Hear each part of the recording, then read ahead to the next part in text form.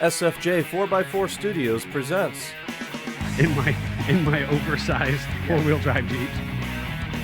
a Jeep podcast starring industry experts. Pure monosity. What? Say that again. With mad scientist Scott Brown, Use my drill press as a sort of lathe. our host Neil Simpson, If one light goes out, they all go out. Oh, that's fine. I'm gonna shenanigans. talk about them and trash them on air. We are really professional are. with Jeeps. this is High Speed Jeep. Yay! Start it off again. We're starting over. Good morning, afternoon, evening, wherever, however you are joining us. If you are ready for me to fall out, crash out, and have a general tirade about the shenanigans that's happening in our industry, today's going to be the day. Despite the fact that we're supposed to be having kind of a lighthearted, kind of fun start and conversation. Not quite a game, but sort of. But boy, oh boy, am my hair's on fire and I'm Just to spitting. give you a preview of the weekend updates, glasses are half full everywhere. Half full or half empty. could be worse. But it's not great. But it's not great. You're going to hear about that today. And I'm especially fired up because a freight delivery that we've been waiting on for weeks finally showed up. But at least it didn't Minutes. show up during the podcast. So, That's true. literally that's exactly what is going on in this world right now. Yeah. It showed up just enough time, 2 weeks late, and right at the beginning of the podcast, just enough to fire me up, but we're still able to do the podcast. Yep. Right? Duck on water because we're reasonably going on air at time. We're going to have a nice time with our listeners, folks who are listening at home in their ear holes at a later date. We appreciate you being part of this. This is the week before our Easter holiday. Likewise, we have a very big announcement to be made coming out in the next couple days. So stay tuned to our social media pages. That will get released very soon. If you are a listener at home, you might want to find yourself following along on our Insta and Facebook page. Additionally, we're going to kind of wean off our availability. Obviously, we know Jeff is enterprising in the bar restaurant industry now. I'm going to be going out of town for the holiday. The guys are madly working behind the scenes to turn out Jeeps. So we've got a lot of stuff going on in that regard. So if you call and you don't get an answer, it's not us. We're just a little busy and trying to adapt. Totes my goats, man. Totes my goats. What I heard was he was going to say, it's not us, it's Jeff, but then he It is stopped. Jeff. I had to It is stop. Jeff's fault. Let's be honest. It is Jeff's fault. Per the usual. And if you are aware, Jeff is in studio with us, so that's very exciting. Now, joined in Grandma's Couch Studio, my name is Neil with SFJ 4x4. And you gentlemen are who? The maddest mad scientist. Very mad. That really means a lot this week. Yeah, you've had a week, and it's only Monday, so it's going to be a good one. And then obviously myself, Jeff, the producer. The producer came in this morning. Appreciate you making the stop in. I rolled in to see you unloading Jeeps. I'm like, well, that's about par for the course. Yeah, I mean, and that's a quirky situation. And I suppose it could be part of the weekend update, but being that we have a strong hold specifically in the Pittsburgh and Cleveland epicenters of sorts, one of the things that I am oftentimes asked about is opening up a second location or multiple locations, and I'm just kind of fervently against that because I believe that the people who are here within this business who have been involved for quite literally decades at this point are the lifeblood of the business. They are what uniquely makes us. While all the mantras that we've kind of made fun of that I share and the processes that we've established and all that kind of stuff makes a successful business, what makes us unique in what we do as the people. So with that said, we do have the capacity to transport vehicles. And I thought, I've been toying with this idea of like pickups and drop-offs in Cleveland or Pittsburgh or Columbus or wherever. And most recently, we did what I like to refer to as a road day and did a big urban jump around the Pittsburgh area. ended up dropping off Jeeps and bringing Jeeps back with me, making a route from Western PA through Eastern Ohio back up to the shop, and was appropriately unloading the last of them today. So that's kind of brings us up to speed of what you found me there. And then the whole missing freight, which was quite literally missing. I have been calling. I got so mad at the manufacturer for choosing this freight company. It was T-Force. By the way, I got no problem throwing them under the bus. It was T-Force. Won't use them again. Totally trash them because I just wanted a customer service callback. Just tell me where my freight is. You checked it in to Erie, Pennsylvania over a week ago. Tell me where it's at.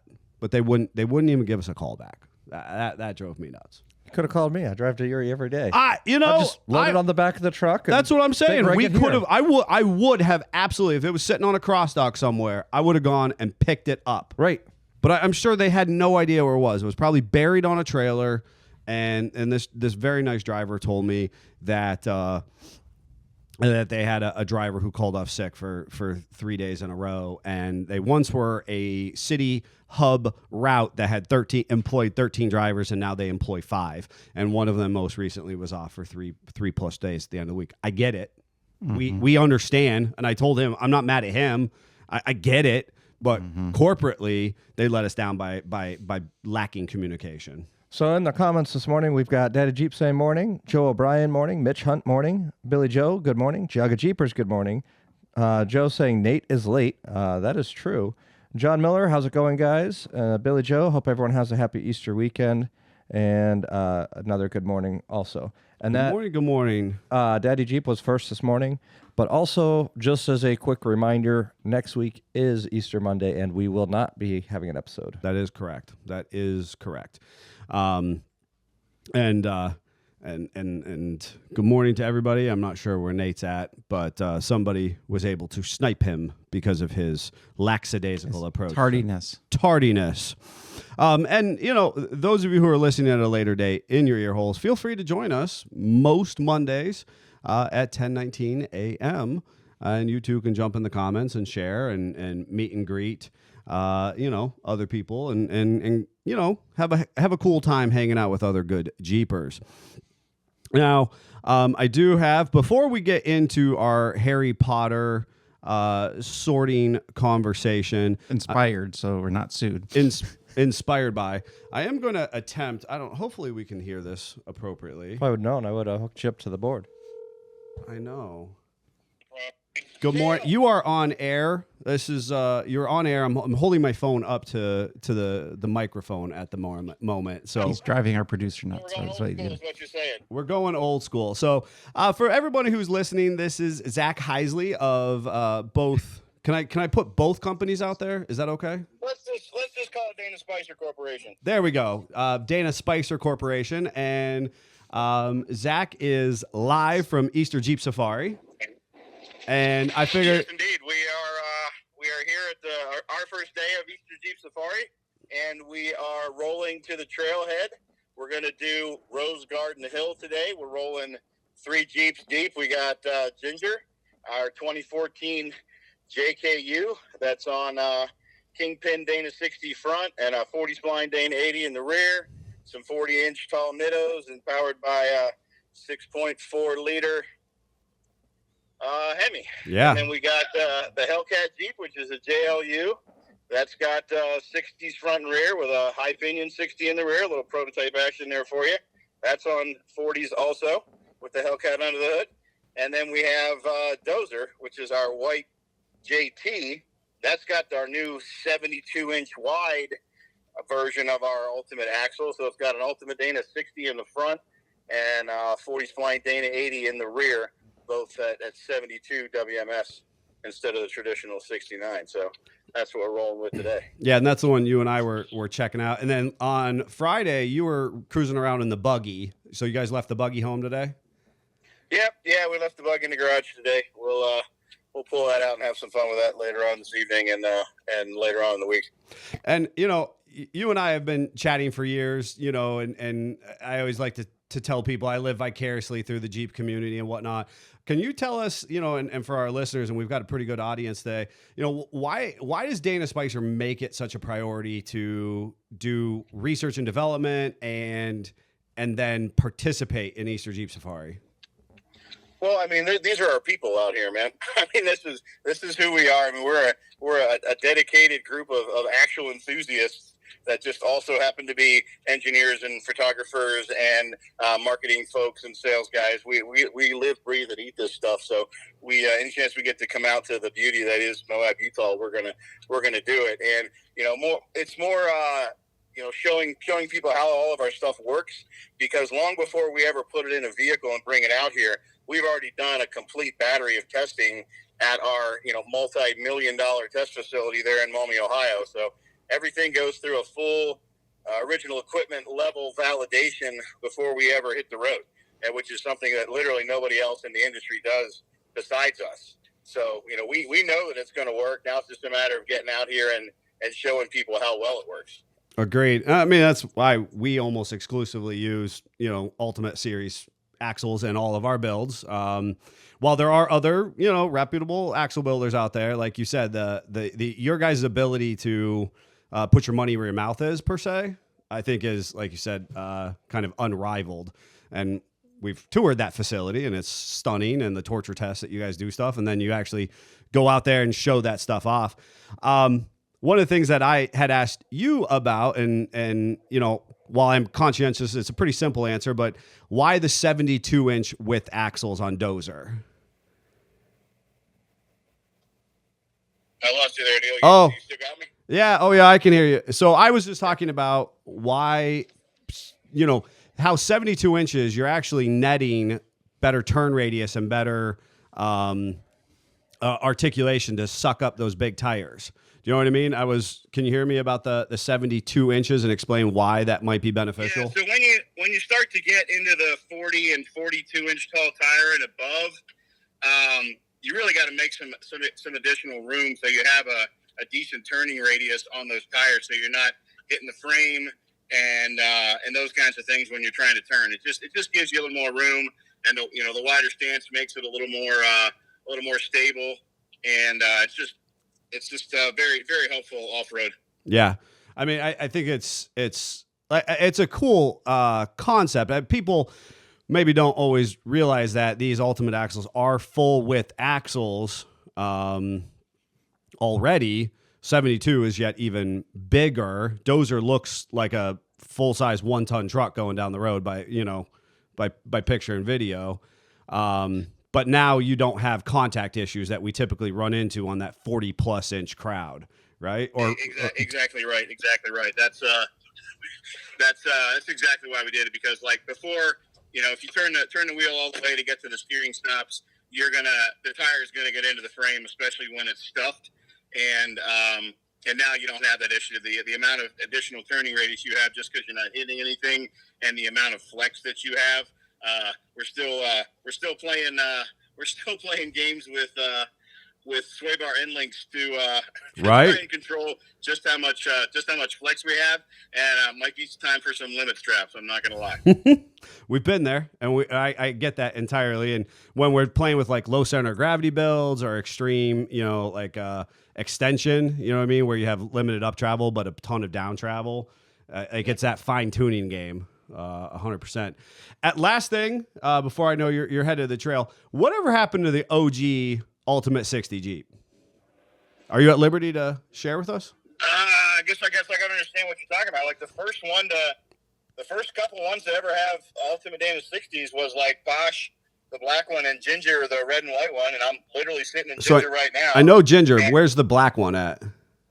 Posh we still have. Okay. We still have Posh. She got a different wrap. She's got a white Victor Rhines wrap. That's our 100-year-old gasket brand, Victor Rhines. I did not realize. Wrap, which is why you may not recognize her.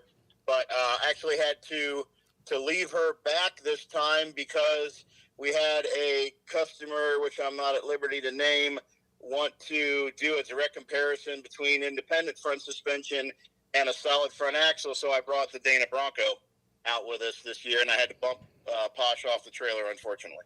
We do have a question from a listener. What kind of flares do you use on 72-inch? No What kind of flares. flares? Is that what No that's flares. Yeah. Where you're going, you don't need flares. If they're in PA, then that's why they're asking. Yeah. I don't think you get to think you get to run this setup No, in Pennsylvania I don't or think any so. other tire stick out fender related. Let me put it to you this way about running it in Pennsylvania. I have run these Jeeps for years in Pennsylvania, and I'm from Pennsylvania. I understand the laws, all right, and my goal is to not get pulled over for something else, meaning not doing something stupid, and knock wood, I haven't gotten a ticket yet, in Pennsylvania or Ohio or Utah because I don't have the tires completely covered. And I understand that some people have a harder time with that than others, but I really haven't had a problem with it because I don't cowboy around on the road. There's a time and a place for that, and it's never when it's on the road. You know what? And Zach, you and I are cut from that exact same cloth, and I knock on wood. It's just the same because you and I have been around long enough in the industry to hear all the horror stories of people passing through areas, quote unquote. And I'm always like, I've passed through those same areas and not had the same issues. And like you said, I feel like I'm Paul Harvey when it comes to that. I always want the rest of the story.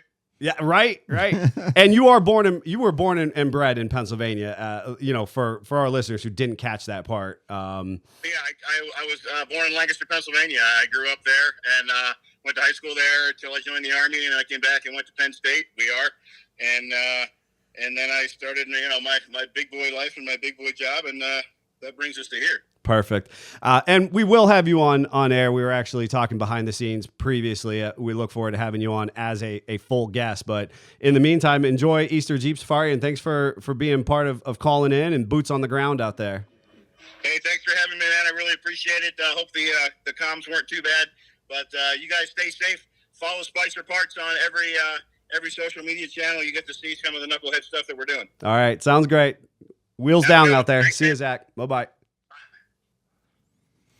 Oh, excellent. That was really appreciate Zach, sharing with us and That's good that you were able to get a hold of him like that too. Well, Zach and I had pre-planned this, and I was going to wing it if you were not here. Yeah. And it was way better that you were. So I need you to be publicly affirmed because I had to keep sliding. You're the volume sliding up and the down. volume, which I think was great for our listeners. I was about to just hand you my mic and be like, use my mic for the dang phone. Oh, that would have made too much sense. Or that, or just grab the mic away from you because I had to keep turning you down. Yeah, well, that was great. Well, that's so why you're the loud. producer. That's why you're doing the production.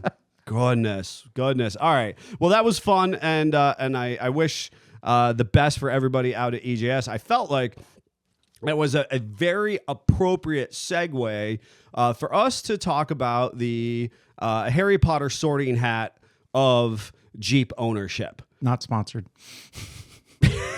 And not infringing upon their copyright concerns. Did you come up with your own sorting houses then? No, yes, of sorts. So obviously, and objectively, I hope that our houses are different, right? But we have the Harry Potter series. We've got Gryffindor, Hufflepuff, Ravenclaw, and Slytherin. Okay, and I'm in actually my impressed book, that you got all those. Okay, well, so first of all, it's a real big deal in my household. While I am not nerded out on it explicitly. Well, and something our listeners don't know is prior to me leaving, we actually sorted everybody here into the houses. No doubt, right? We've done that. We've done it internally in the business. Likewise. There's, like social, kind of extensions with friends and family. We talk about, I watch all the movies around Christmas because like Die Hard, they're Christmas movies as far as I'm concerned. And so anywho, I get it. But I definitely had my wife weigh in on the conversation so that I could process where I felt people get sorted out into. And I'm hoping that you guys might be able to, to elaborate or kind of think where you think Jeepers fit, for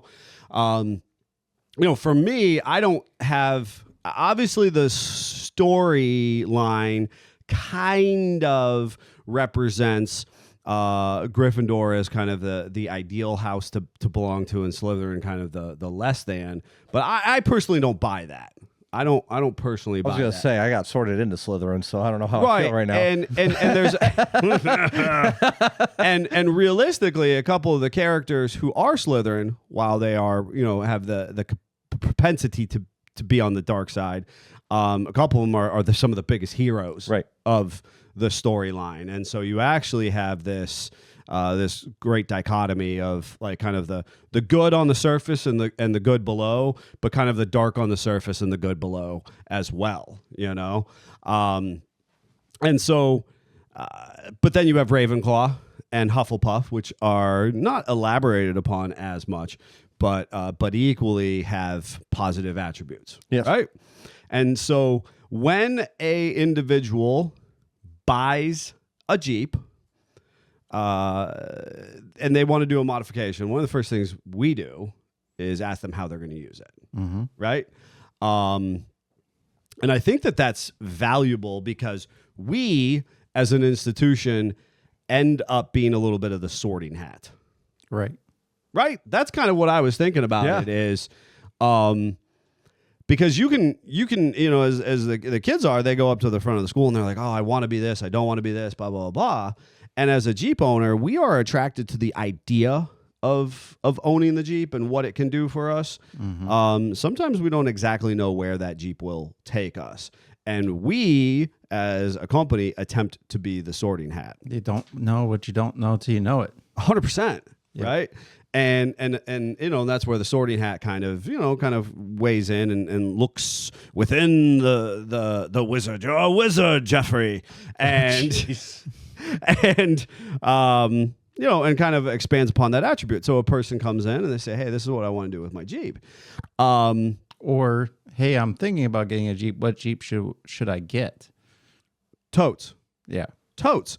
And I would like people in the comments to self-sort at the moment, right? I kind of want for people in the comments to self-sort and tell us what house they think they're in. Because in the process of my wife and I expanding upon some of this, we actually sorted some of our customers, listeners, and followers in general. Yeah. This should be good. So I am curious. Before I put that out there, I'd like to hear from folks who actively participate. Jump in the comments. And Did you set criteria for the houses based on Jeeps? Yes, but we actually related it specifically to the pre-existing houses. Right. The actual attributes that are assigned to, or characteristics assigned to those houses. I mean, Yes. in my head, if you really use your Jeep, like you out and beat it within an inch of its life, then you're in Slytherin myself, is what I'm thinking. So a certain YJ owner that, likes to break hubs. He's absolutely Slytherin. I was going to say, there's no question. There's no question that particular YJ owner is Slytherin in my mind. And I just wondered if he would respond that or not. And also, if you scratch the side of your bedside before it's a year old, when you're wheeling it on stock tires, I think you automatically are in Slytherin. That's also probably true. I wonder who did that. I would like to categorize potentially all XJ owners in Slytherin. Ouch. Probably most of them, yeah. I think there's the select few. Let's say I know a certain woody side one that would probably not be okay with that. That tracks. There's that red one that comes in once in a while too. Not Slytherin. Yeah, not Slytherin. But see, the thing is, maybe he actually is, right? And so that all aside, I think was fun. And has the potentiality to to be expanded upon. But I do think that when we get our Jeeps, there's people in our experience who they come to us or at least how I see the Jeep world play out, right?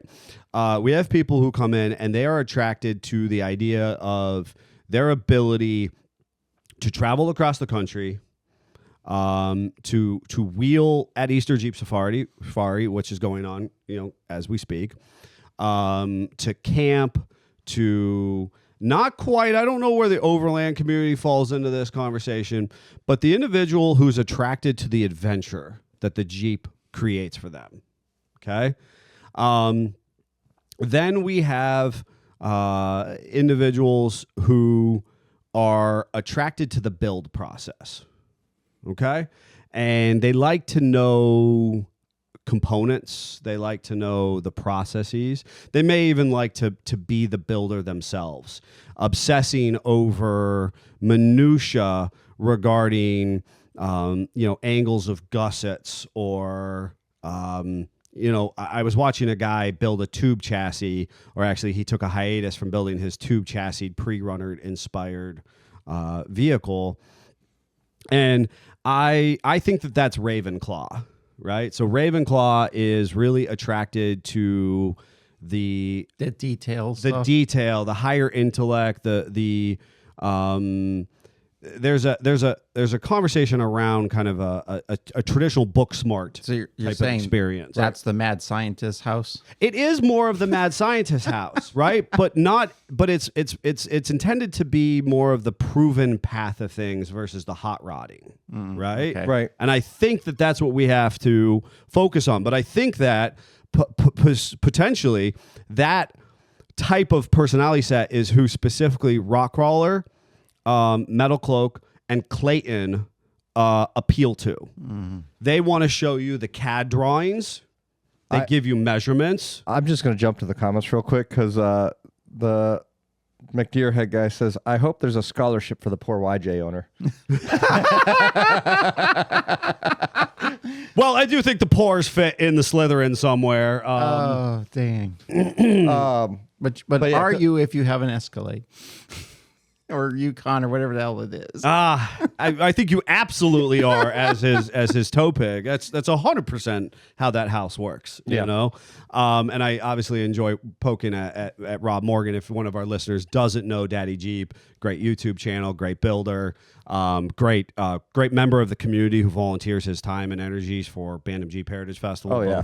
Both spring or summer and now fall. Part of the LS the World campaign. Now part of LSing the world through Amazon, which that is totally gonna blow back in his face. But you want to see him LS a Grand Cherokee via Amazon? Head over there and follow him on his socials. Great entertainment. As far as and so I thought to myself, Ravenclaw are the people who really enjoy the CAD drawing and get behind this level of marketing that Metal Cloak and Rockcrawler. You think about Metal Cloak, an RTI ramp was insufficient for Metal Cloak. They literally made up their own form of measuring system with the CTI ramp. Yep. Which for our listeners, sometimes we should do a podcast and unpack RTI, CTI, and articulation in general. Absolutely. And tell you how none of it matters when you actually go off road. It's true. Yeah. However, there is a crossover from those individuals to what Dana Spicer is currently doing, where they are taking the vehicle out and putting it in applicable grippy rock terrain, rock crawling, this heightened level, or even the Baja scene or the KOH scene before they get to Chocolate Thunder, Thunder Alley, whatever, the chaos ensues that area. But like the technicality focus, right, falls somewhere in there. And then I think that, Hufflepuff is about, making people happy, feeling good. This is where Scott lies, without question, because he's also the type that, as he's building, oh, that's not going to work. All right, well, I'll just grab these parts over here and I'll make them work. Well, and I think that there's accuracy in that, and I'm not sure where he actually got sorted in one of those Harry Potter quizzes. I don't remember. But I really, Jennifer and I, my wife and I are talking and feeling like Cookie Monster, explicitly, Jeannie's Jeep, falls within the Hufflepuff territory. Yeah. And the Minion, right? This is, I'm not going to concern myself with conversations about CTI and the technicalities of how much corner travel I have. I'm going to just enjoy it. And I want to bring joy to other people who are from within the community or the automotive community in general. Going to a general car show and you have this vehicle that is thematically decorated, and built in such a way. I mean, that's a full investment to say that I want to see people lifted up in the process in a slightly different way than the other groups, because I think that's, ultimately, just like we're all in the same school. What the heck is the school called in Harry Potter? I'm not even going to tell him. Nope. He's going to have to sit there and figure that one out. It's on going to his drive own. me nuts. You got the names of the houses. How do you not know the Somebody name of didn't the do school? their homework. Please, nobody say it in the comments. We're going to let him struggle with this. You dog. Oh, I was banking on it coming up in the comments, too. Hogwarts. There it is. Oh, thank God. Goodness gracious. That took too much. It was like pulling it. T-Force pissed me off this morning. Still spiraling around in the back of my brain. Oh, man. The shipment left Minnesota 3+ weeks ago. Why was it lost for 2 weeks? Well, I had to eat some Minnesota salad before I came over. The owls Can were we trying just to find put it to all deliver of the Minnesota in Hufflepuff? All of Minnesota. And I mean absolutely Well, no you're disrespect to confusing Iron Rock 'cause- Off-Road. Because they really like XJs, and that, you already said XJs were Slytherin, so. Oh, you're true. That's true. I think that's a challenge, with the wizarding magic, Harry. As far as how nobody's ever perfectly in one house or the other, I suppose. So Giaga Jeepers goes, I'm lost, never seen a Harry Potter movie. So just to give you a quick rundown. Didn't think we were going to have to do this, but here we are. Just a quick rundown. It is a school for wizards and whatever. They go to and they get sorted into 4 different houses based on their personalities by this magic sorting hat. So we are referencing Jeeps to those houses. Yeah. Hopefully that kind of summarizes it for anyone that doesn't know Harry Potter. Yeah, we should have done that before, apparently, but I'm glad we did it now. I'm back to our technical builders, Ravenclaws, our show Jeeps that fall within the light, sound, make people happy scene. I feel like fall within the Hufflepuff space, except for if you're like a SoFlo or a SoCal type build, and I don't mean the company. I mean just like these guys who like are like the coastal, like they kind of have an attitude and they like their big dubs and lights and sounds. I don't know if they're as friendly as I think of Hufflepuff being. No. I'm not sure where they fall on the spectrum. I think that the average individual who is attracted to the rugged individualism that Jeep provides, the excitement of belonging to a community, who has the interest to do a local wheeling event, but then wants to jump on the road and run to the Carolinas and do an event, or to Florida, run out of the area a couple times a year. I think that's where we fall into the Gryffindor community. I think that's, and maybe, I don't know why I see that being more of the average, kind of the normalized experience, and why I'm associating that with Gryffindor. But it becomes kind of I would say the heartbeat of Jeep ownership. I think Gryffindor likes an adventure, and that's where that falls. I mean, Jeeping is an adventure. Mm-hmm. So that's why you're probably, your core group is under that. That's fair. And then you kind of branch out from there.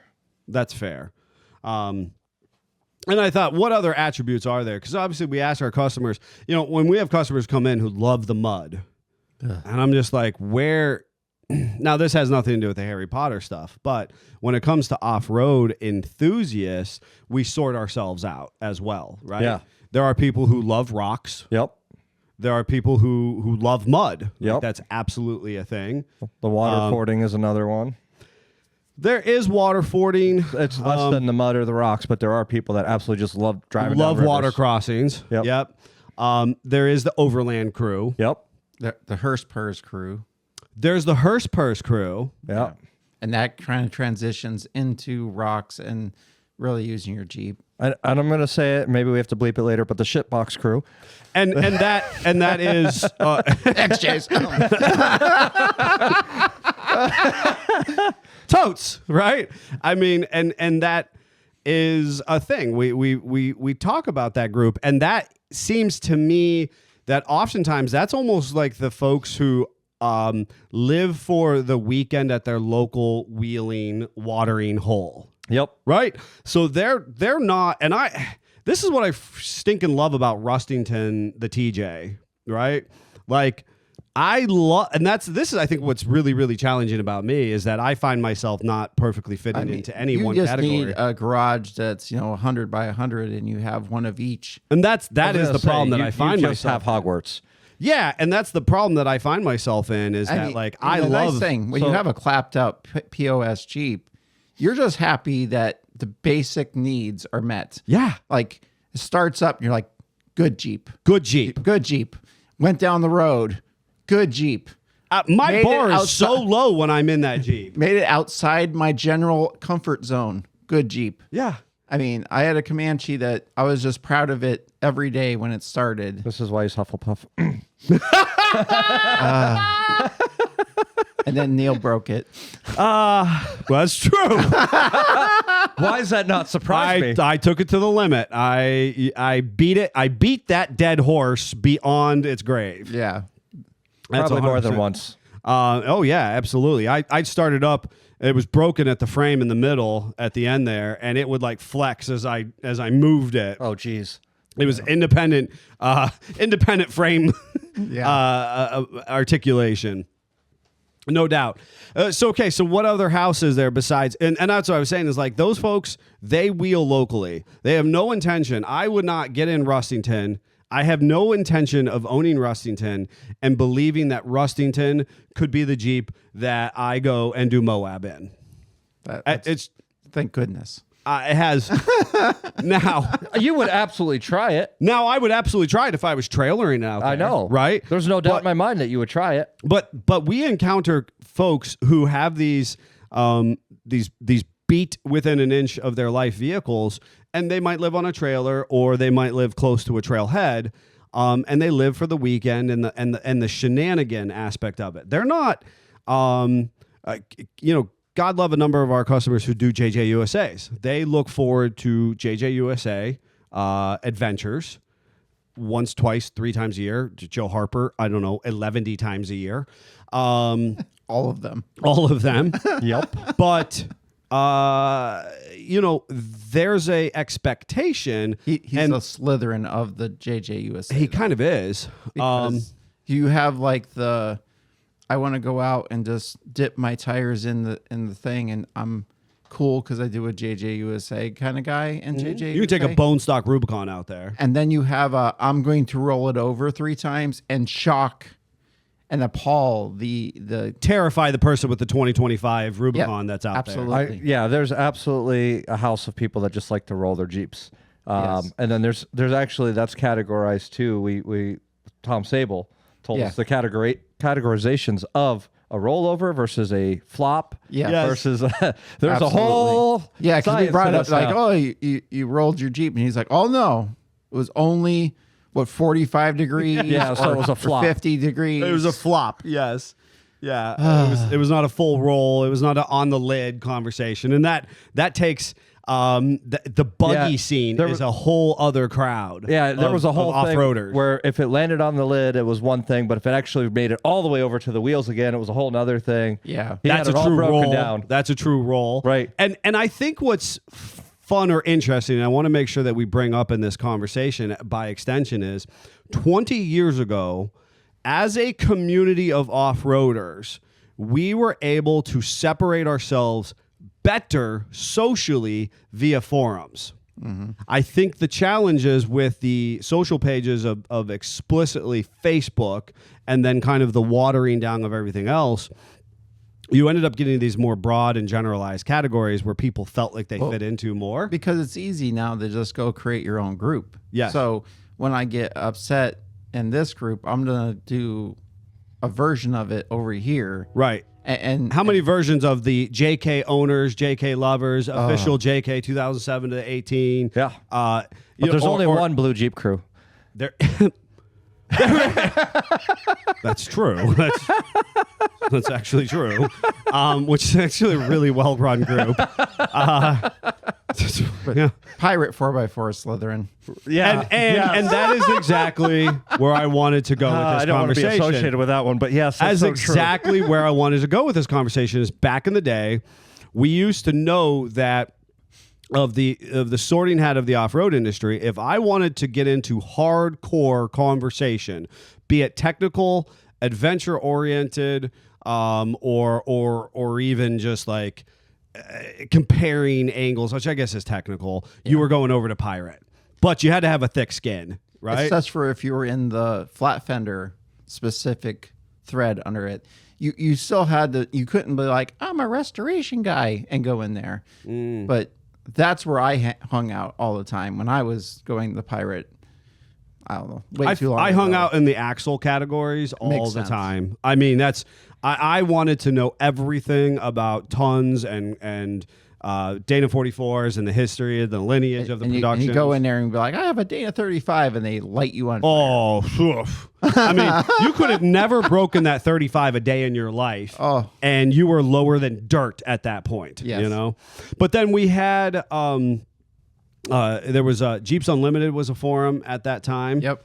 We had Comanche Club. Yep. We had the Naxja, which actually Naxja still exists. Yep. It's still muddling along better, in my opinion, than a number of other ones.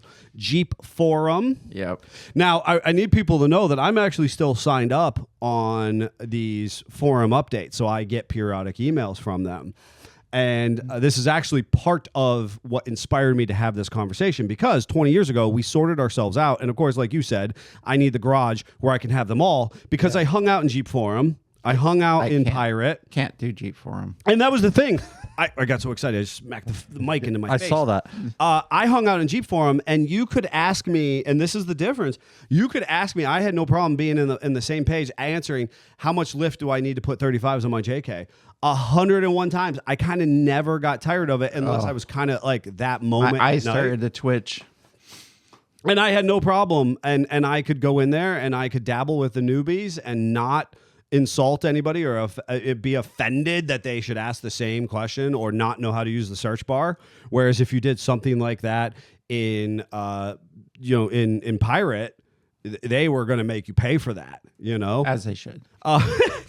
and if you were into Hurstpurs, do you remember Yellow Bullet? Yes. Yellow Bullet had Jeep stuff in there. Of course, it was only horsepower. It was only horsepower. Primarily race car It was stuff. primarily hot rod race car stuff. Yep. But we used to sort ourselves via these forums by how the culture of that forum was and what our own interest was. And then you had the CJ2A forum, which is still around, Yep.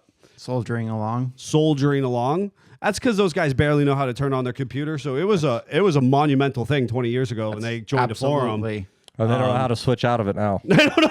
It's just stuck on their desktop browser. And they go into Geek Squad, and all they know is they just need this to show up on their new desktop They're like, every hey, single time. did you get the email we sent you for your service? No, all I see is Jeep stuff. I don't see where is it? Where would it be in this list of Jeep stuff? Right? No, your Well, email's a separate window. What's that mean? Well, and actually that brings me back to the pirate and the sorting hat and this conversation, because you used to have some really thick skin but you could get some just amazing technical information, where the social pages move so fast and they're so superficial at this point, right? The Facebook pages, the Instagram filter life, it's all so superficial. We don't ever deep dive like we once did in the forums, in my opinion. I mean, one of the coolest things was you would get on and you would see a build that would just next level fabrication and thoroughness and that kind of stuff. And you got into it late enough that you could go back 30 pages Right? and watch it from the beginning. That is something we have lost with social media. That's so hard now to be able to follow that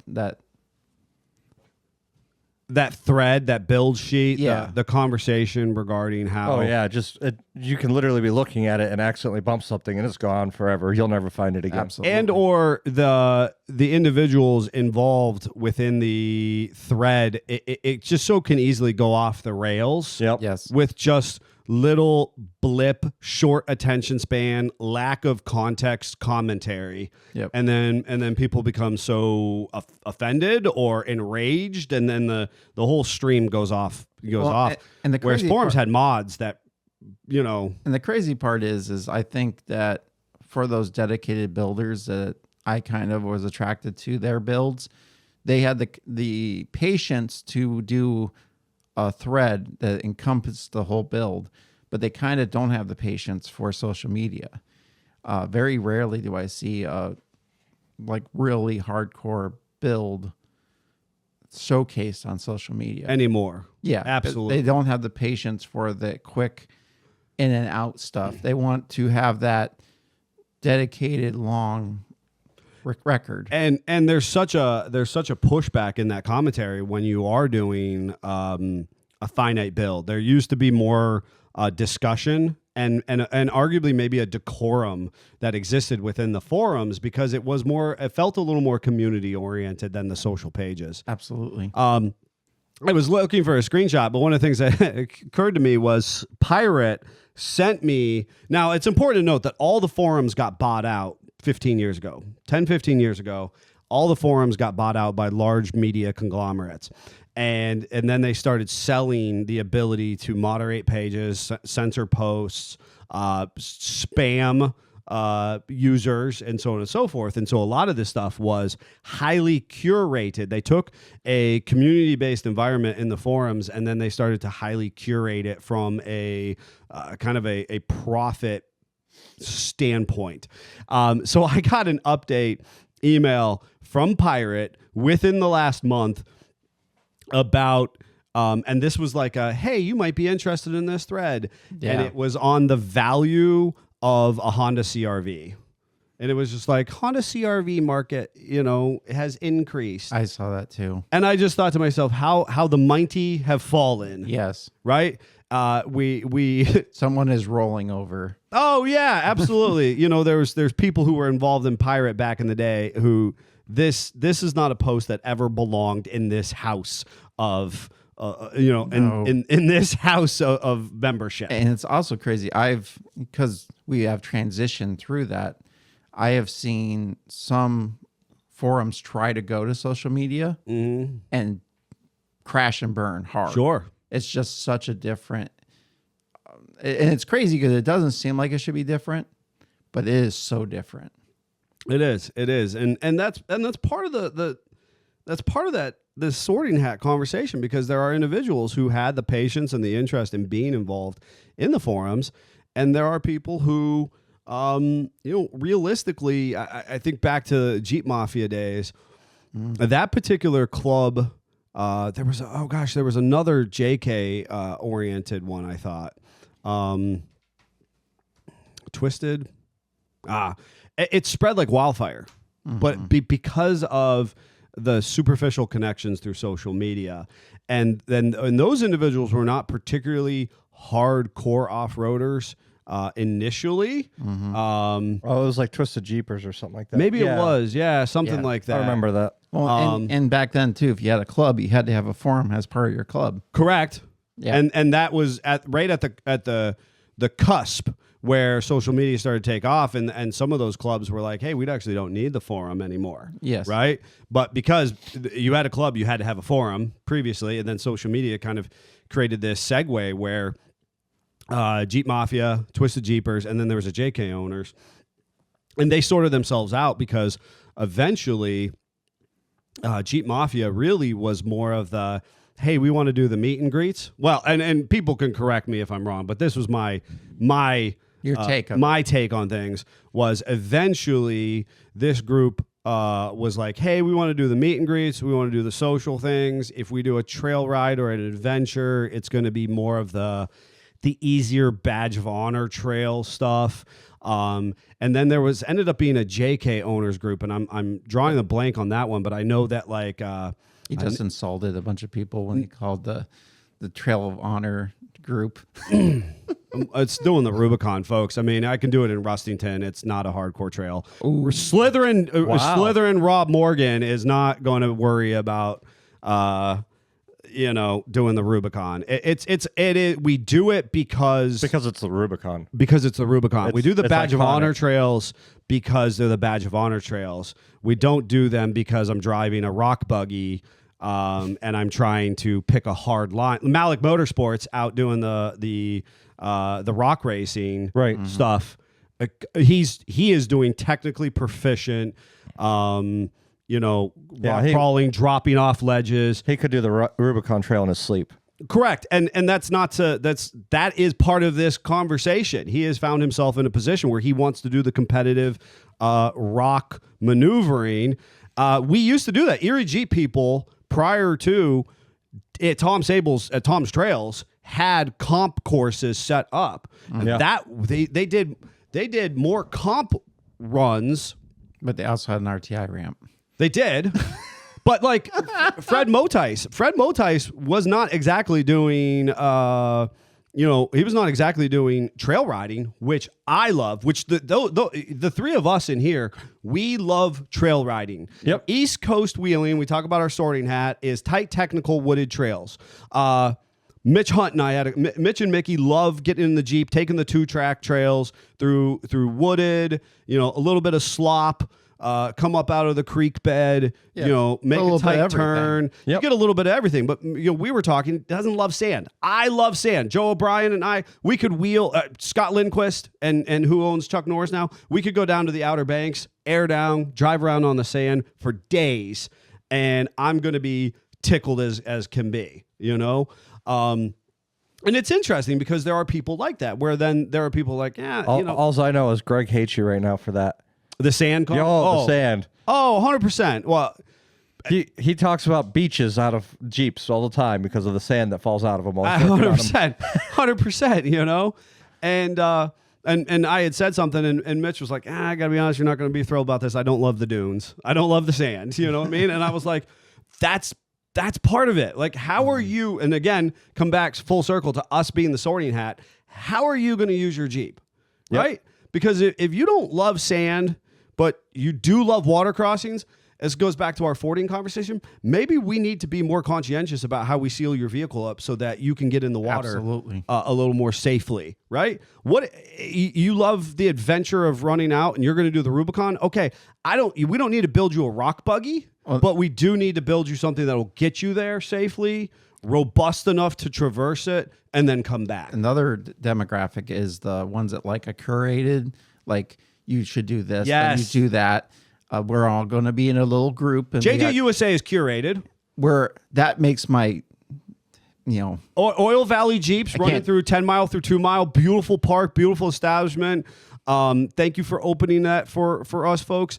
But curated experience. I can't do Everybody that. goes in this direction. No, you'd much rather lead us into a mud hole in the back corner of the woods where we all tried to avoid. Happen. I can't speak. I totally did this too. I'm just out for a good time. Right? I'm gonna get lost. But that's sorry if you're following behind me. Yeah. And that's exactly those guys living for the weekend. The not the weekend warrior, but the crap boxes.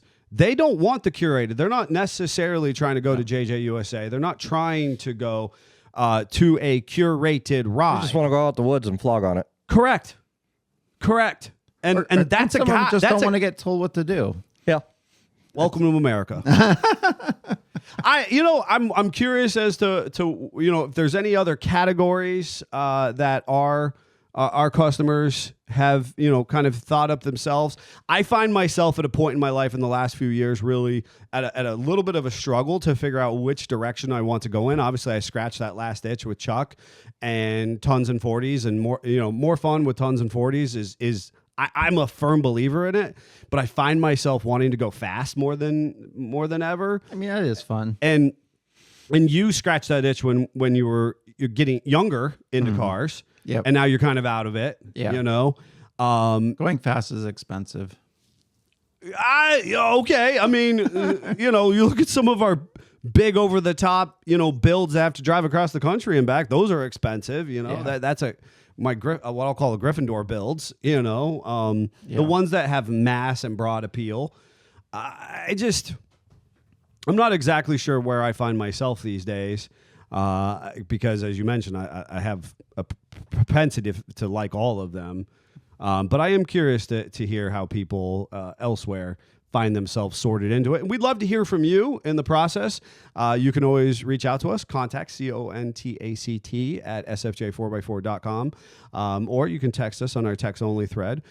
We said we're going to talk about CTI, RTI, and articulation in the future. Yep. We've got a couple other topics. Last week, obviously, we talked about plastic and engine bay and all that kind of good stuff. Some conversations to follow up with customers because they've reached out to us being like, I shouldn't have all aluminum. It's a little bit of the eye of the beholder, but again, as far as our sorting house is concerned, I don't think that's to be a priority. There's a time and a place for it. And I certainly don't find that to be a heightened priority at this time. Anything else? We got Daddy Jeep saying he still uses his RTI ramp a lot for its original intended purpose, and we'll break that down in that episode. Shots fired. John Miller says he still has muscle cars. Bradford said we were oil and gas exploitation mode this weekend. So I think it was exploration, but he was saying exploitation. So I hope that he wasn't out there siphoning gas off like petro off the wells. If he was, I'm not. None of us are privy to it. Right. None of us are privy to how much oil you had for the heat this summer. Or winter. No doubt. Ken said good morning. So. Good morning to everyone. We appreciate people joining us. We are going to transition out to the, to our weekend updates. And if you want to stay through the credits, you can join us for that. We are off again next week. If you're out on the trails at Easter Jeep Safari or, enjoying that life, kudos to you. We have about a bajillion Jeeps under our care, and we've only run into major logistics setbacks from shipping, manufacturing, and distribution. Stuff that realistically is still the new normal from 6 years ago at this point. And I don't understand it. You can tell everybody's ready for a break. Yeah, but nationwide, but none of us seem to be getting it. Yes. I don't understand how that's going to fly. And I am happy that we actually have we had 4 Jeeps tied up in one suspension order. They were building parts for it, which delayed it and blah, blah, blah. So hopefully we'll be able to start to move forward now in life.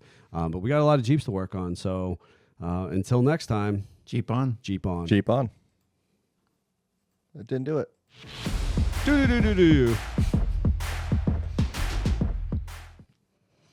Since we didn't have an SD card in the soundboard, does that mean that it didn't record in there? Yes. Okay. That means that Davey has to do it off the computer. It'll be fine. Yeah. But so we're going to figure this out. But that's just totally Davey's fault for being on vacation right now. Yeah. Absolutely. Because it was your fault before when you took the SD card with you. Yeah. I'll take that blame. But he has other SD cards he could have used. Totes. And obviously he didn't put the SD card back. Yeah. That's the other piece of this. So yeah, it's fine. Okay. He'll get it off the computer. That's a part of his job. Yeah. But he should be back here soon. And then I'm headed out of town for a few days to disconnect myself. I heard you were going down to Charleston. I am going down to Charleston. Looking forward to South Carolina. Yeah. And such a fun place. Have you done the ghost tours there?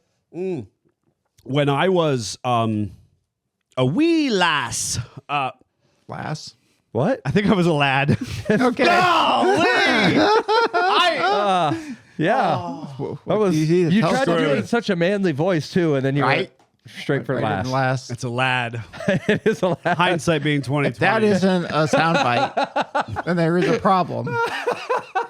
And I will be upset about all the sound bites that I get taken of. Oh, God. Okay.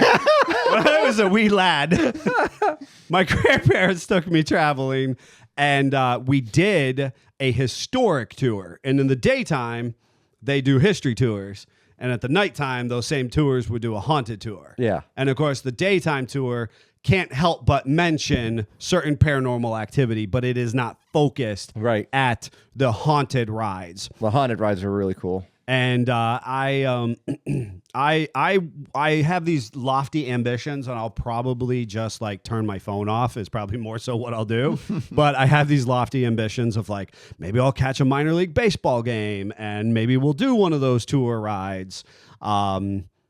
I will probably like do none of it and just like sleep in a hammock in the Carolina sunshine. You know, I think you need to take your kids on one of the tours. You know, it might be. I've been wanting to do it for a couple of years. Don't give him pressure. He's going away from pressure. Yes. Well, I'll put the pressure on. Yeah. No more pressure. I think that the tours are super fun. I'm just going to text you randomly. Did you go on the tour yet? Right. Definitely shutting his phone off now. And of course, you know, we can't. My wife's a Pisces, so we can't go near water without her being, you know, gravitationally pulled In to it. Yeah. In it. So we'll be at the ocean front, even if it's like last time we were down there, it was breezy and like 50, and like everybody who was local had like sweaters and like sweatsuits on, and like my kids were in the water, my wife was swimming, you know, and so we'll sort it out. But Yeah. Looking forward to doing that myself. This past weekend, I got to be honest with you guys. So those of you who were following along know Jeffrey has made his departure in his full-time capacity away, and then we used to have a guy who could run truck for us. He is no longer with us in that part-time capacity. I was out in the truck running around on Friday. I got back in Saturday. This weekend, I was able to get back into the homestead stuff, and I actually have found myself finding it to be rather therapeutic to do siding. I am really finding joy in siding. It made me think of you, Jeffrey. And siding? Yeah. No. And how I think that maybe we need to just like say like this is going to be the day or the time this summer, and finish up that one peaked area that is like impossible to get to on your house. I mean, be fair, it's not the siding, it's the height and the pitch of the roof. and pitch of the roof On a metal roof. of That's the getting problem. to The the metal where you roof. need the side. If you could just side down where you're comfortable, Yeah. wouldn't be a big deal. Well, that's fine. That's fine. But you have to like figure out angles. You have to figure out the angles of the dangles and So on the- It's about a 30-degree angle. I already know that part. for the siding itself. Yeah. But then you got to be able to cut it in the air and all that kind of stuff. And I thought we just need to rip the Band-Aid off and like since he isn't leading up to liking these height things, I think he has to do your peak, and then he has to come over and finish painting my house where I've Well, he's talking about doing the peak at my house. I know. Yeah. that's what he's That's saying. saying. Oh, yeah. So after I precariously dangle don't on your die metal at roof, your house, Right. And he can come, and mine will be a cakewalk because it's not as high. But I was so tapped out, I was like, nope, not going any taller. That's funny. Yeah, that's what his suggestion And if he's is. still able and with us and not broken, then he can help do roofing on the building. Yeah. Yeah. Because I'm not looking forward to any of it. anyway, so Nobody's looking forward to roofing on that building. I did some siding, and I find myself kind of obsessively thinking on it, and learning, and again, I think that's part of what attracts us to our Jeeps. Yeah. And we just happen to turn our hobbies and our passion hobbies into a We just don't business. know how to turn it off. We don't know how to turn it off. And I love working on Jeeps. My big problem is I'm struggling to figure out what house I fit into, and then financially where I want to pursue that. Yep. Because Rustington is in my opinion not worth the investment. Yep. I did not get the limo out, but I'd love to do something with the limo. But I keep thinking like, oh, I'm going to get it out and go cruising around, and yet I'm not, prepared to rip the engine out. Greg was like, oh, I need to figure out something to do with this LS, and I thought, ooh, I know what to do with this LS. I will put the RV cammed LS in the limo. Oh boy. That's probably not going to happen, but I'm inclined to do that.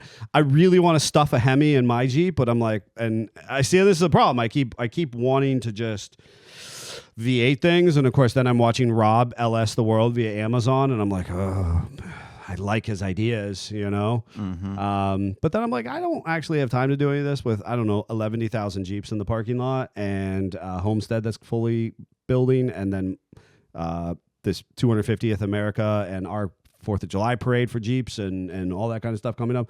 kind of a busy dude at the moment. Just a bit. I did all that this weekend, so that's where I should kind of finalize that conversation before I just drone on about my woes.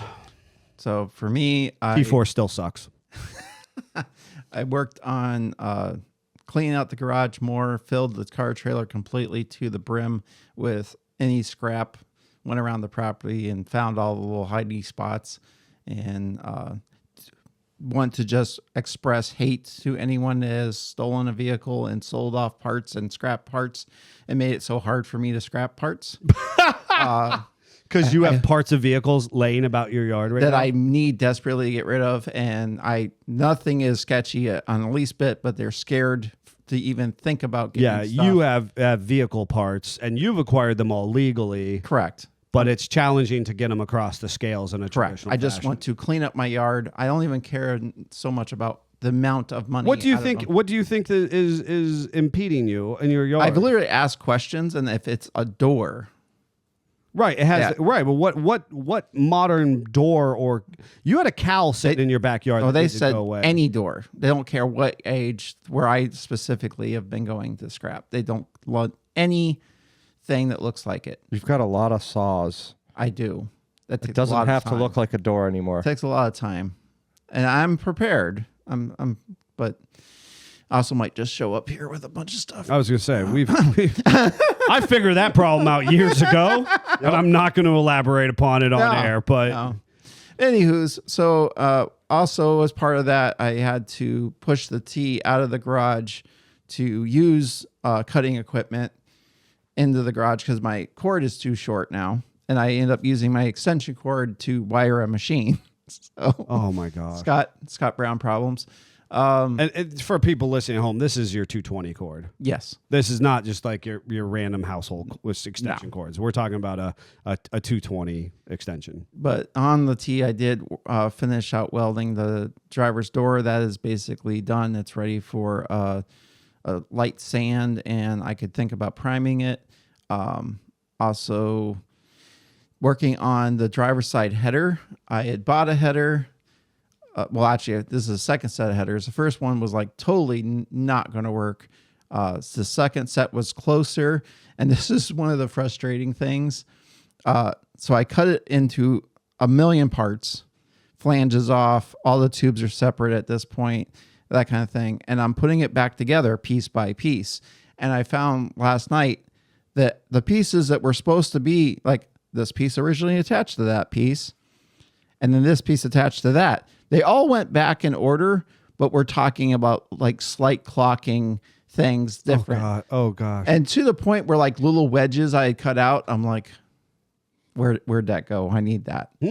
So, I thought it was neat seeing the car outside. yeah, it's amazing too, because I see all the stuff it still needs, but the fact that it looks like a car, everybody's excited. I got Correct. some messages and everything like, "Oh, you're really kicking butt on it," you know, that kind of stuff. I'm excited. I'm glad it looks like a car. Makes me want to make some noise sooner than later. Oh dear. Oh. I know. So, anywho, Scott has a truck for sale, folks. Selling his 68 C10, which he needs to actually make it go away. so I actually am doing that. I have currently talking with a guy in Texas. So that's a good thing. It's far away. He wants to use it as a daily, which I think is awesome. Yeah. And Yeah. it's far enough south that It makes sense. He makes sense. That's got a chance.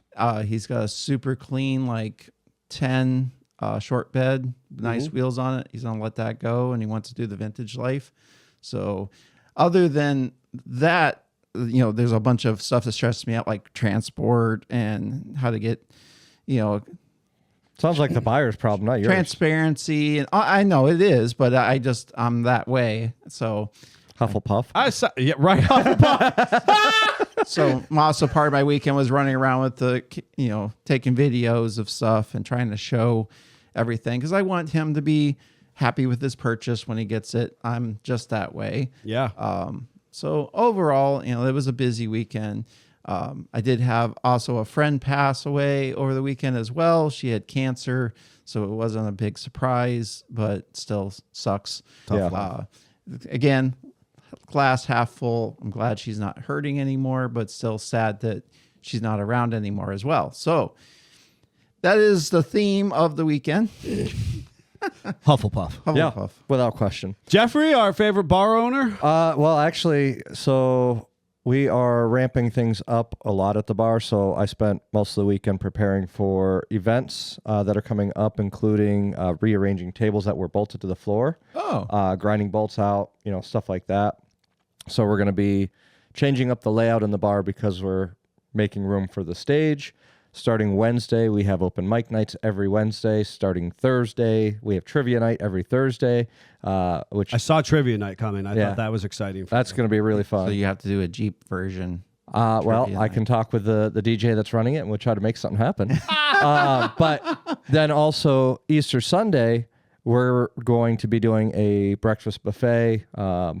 Adults are $25 a ticket. Kids are 15, and then under 3 and under are free.